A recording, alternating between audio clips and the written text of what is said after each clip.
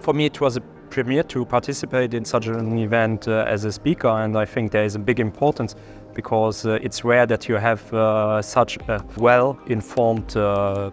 crew around you with whom you can talk, exchange in the off time, and it's very important to follow up on such events because the technology is developing in such a high pace that you never know what was 6 months before. It's very nice to do it as a benchmark, and that's what makes it very interesting to have an event where you can see here are companies maybe less in mobility today, but there are a few one in logistics. So this helps us also to get a good insight how they manage it and how they approach it. I think networking is a big